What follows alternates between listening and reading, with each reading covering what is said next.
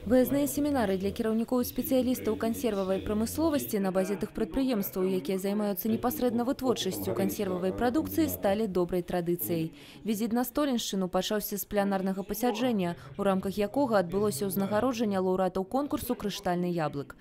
Гарэнскі агракамбінат у іх ліку. Як працуе прадпрыемства, удзельнікі семінара змаглі пабачыць падчас яго наведвання. Надо сказать, что предприятие на сегодня находится в стадии санации.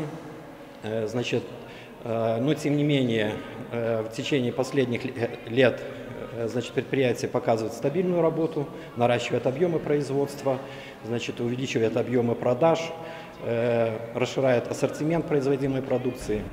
Столинский район аграрны. Штогодна при сядзібных участках и у фермерских гаспадарках района вырощивают больше за 200 000 тонн витаминной продукции, основная частка з якой экспортуется, найперш у Российскую Федерацию. Задача консервовой промысловости региона у полном объеме и якостно перапрацаваць астатнюю сыравіну, а яшчэ звязать навуку з вытворчасцю, зрабіць усё, каб навуковая складаючая стала прикладной. Все те научные программы, которые мы завершаем, они практически внедряются в производство. Процент внедрения где-то 95. Это большой процент внедрения. И еще могу добавить, что каждый год мы просчитываем эффективность вклада науки в производство. Так вот, по прошлому году на 1 рубль затрат была произведена продукция по нашим разработкам, рецептурам, нами произведенные технологии на 24 рубля. 1,24. Это тоже значительный такой успех. Спецыялісты адзначаюць, за апошні час кансервавая вытворчасць зрабіла значныя крокі ў развіцці. Распрацоўваюцца новыя рэцэптурныя падыходы, праводзяцца мадэрнізацыі, ствараюцца новыя прадпрыемствы. Удалось перевооружить нам соковую промышленность Беларуси.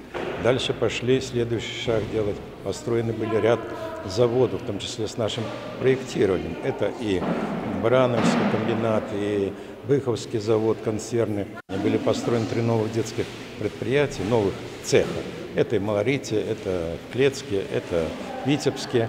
И мы сейчас видим, что мы смогли обеспечить на 80% продукции детского питания за счет наших производителей. У рамках программы семінару яго удзельнікі наведалі таксама фермерскую гаспадарку Альшаны, спиртоводочный завод Манькавічы і шэраг іншых прадпрыемстваў. Марыя Кобец, Кацярына Страха, Александр Дьяченко, телерадиокомпания «Брест».